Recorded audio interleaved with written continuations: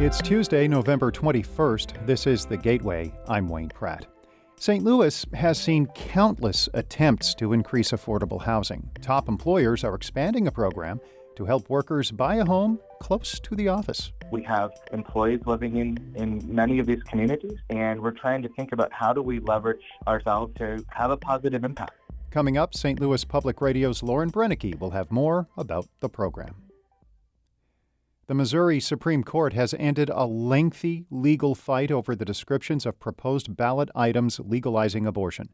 St. Louis Public Radio's Jason Rosenbaum reports on what's next for the efforts to repeal the state's abortion ban.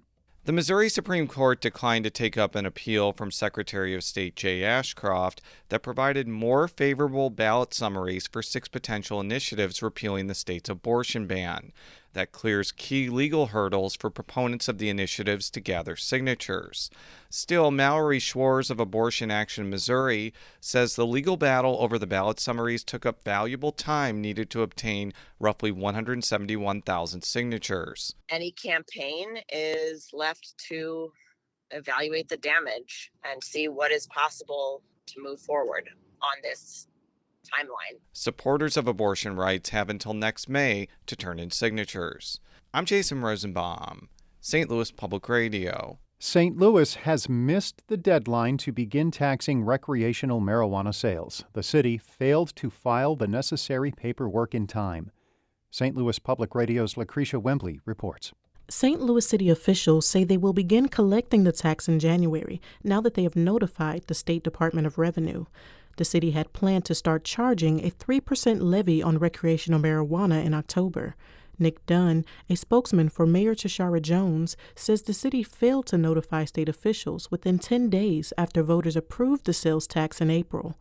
The mayor's office declined to give an estimate of the lost revenue, but Alderwoman Kara Spencer says the city might have lost an opportunity to collect $500,000 in taxes. I'm Lucretia Wembley, St. Louis Public Radio. Parents and community members in North St. Louis want to stop the opening of a new charter school. They say some public schools will have to close if Believe St. Louis Academy opens. Communities One Project says the academy is trying to force its way into an area with enough schools. Gwendolyn Cogshell says when students leave public schools for charters, resources go with the children. What people don't understand when you close a school, and that's what happens when charters come in and schools get closed, it disrupts the community. Cogshell says for SLPS to keep children, schools must bring back enrichment courses and sports that have been cut over the years. Illinois' same-sex marriage bill was signed into law 10 years ago this week. As Alex Degman reports, one of the measure's architects is glad the protections were enshrined a decade ago. Illinois' law was signed 2 years before the U.S. Supreme Court ruled that the 14th Amendment protects same-sex marriage. Former Illinois House Majority Leader Greg Harris sponsored a measure every year from 2006 to 2013, even though people then suggested it should be handled nationally. Now, Harris is thankful Illinois stayed the course, given the High Court's Dobbs decision that overturned abortion protections. Should the Supreme Court act, people within the boundaries of the state of Illinois are going to have some protection. Illinois' law officially took effect in June 2014.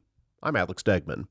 A Collinsville area public library district has voted to unanimously increase its property tax levy 8%. The tax levy is the dollar amount a district requests. Board President Jeannie Lomax initially supported a 5% increase. That move drew a passionate rebuke from some Metro East advocates who say their library was being defunded. Lomax denies the allegation. And it's got a lot of people riled up, and this is what we see out of it. And there was a lot of animosity here because of those kind of statements. And it's unfortunate. The Mississippi Valley Library District covers roughly 34,000 people in Collinsville and Fairmont City. The board vote is the latest in ongoing clashes over the public library system. Students at Sumner High School recently had an up-close lesson from the cast and crew of a musical based on one of the school's many famous alumni. As St. Louis Public Radio's Jeremy Goodwin reports, performers from Tina, the Tina Turner musical, met with teens in the school's Arts Pathways program. 1, 2, 3, 4, 5, 6, 7, 8. Dance captain Karen Birthright went through some moves from the show with dance students, while nearby, members of the school choir got tips on auditioning. The Tina Turner musical is on tour and now at the Fabulous Fox Theater. Paris Lewis is one of the actors who alternates in the lead as Tina. Just being on these historic grounds, it's really, really cool just to witness it and kind of walk the halls that Tina Turner walked when she was known as Anne or Annie Bullock, and just to know that her early career was started here. Sumner added the Arts Pathways program in 2021 after school supporters persuaded the St. Louis School Board to backtrack on its plan to close the historic school. I'm Jeremy Goodwin, St. Louis Public Radio.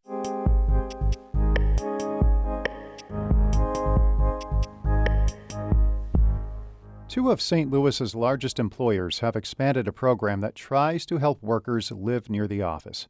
As St. Louis Public Radio's Lauren Brennicke reports, those using the program are seeing its benefits. Chelsea Clayton bought her first home with the help of a program backed by her employer. So I've wanted to buy a home since I was a kid, but I always felt like, oh, there's so much you have to do to actually buy a home. You have to have this huge lump sum of money. And I'm like, I don't have that type of money. So it was always something I wanted to do. I just didn't think it'd be an option for me, to be honest. She bought this home 4 blocks north of the Del Mar Loop in the city's West End neighborhood. The program seeks to encourage home ownership and stabilize neighborhoods. It provides $12,500 in forgivable home loans to any benefits-eligible employee of Washington University or BJC. Lisa Weingarth is a senior advisor for St. Louis initiatives at WashU. And it's a forgivable loan that after 5 years, if the individual still lives in the home and is an employee of WashU or BJC, it's 100% forgiven. So it really gives that person the opportunity to, make that first significant investment in their new home. Weingarth says that the loan can be applied to any home within the program's boundaries. It now covers parts of North County, including Florissant, Ferguson, and North University City. With this expansion, a total of 14 neighborhoods are now included.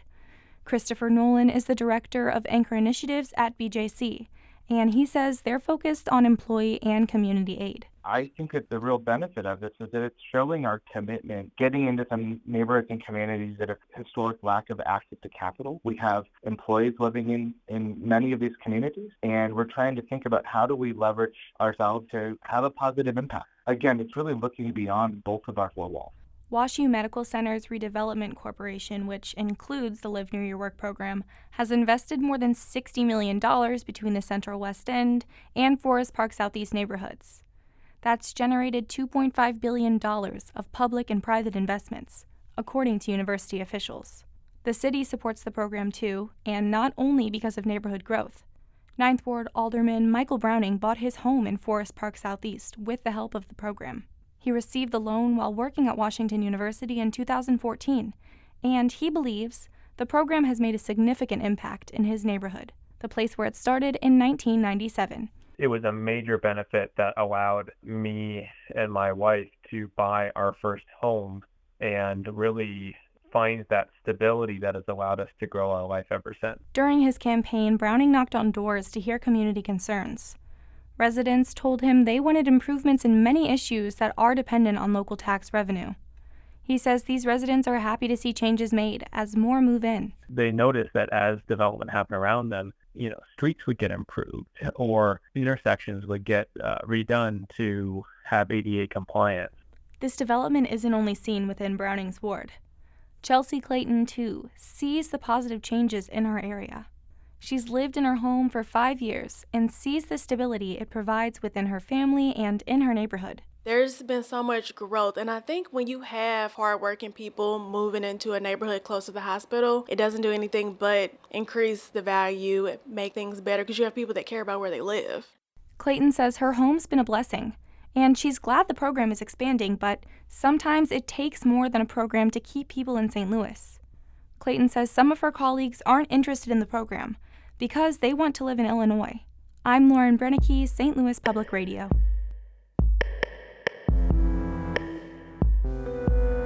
Our Jonathan Ahl edited that report. The Gateway is a production of St. Louis Public Radio, a listener-supported service of the University of Missouri St. Louis. Music by Ryan McNeely of Adult Fur. I'm Wayne Pratt.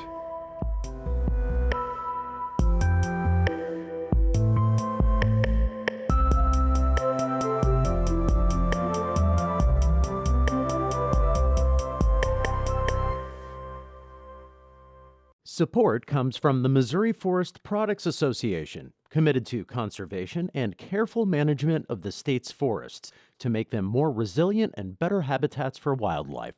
ChooseWood.com.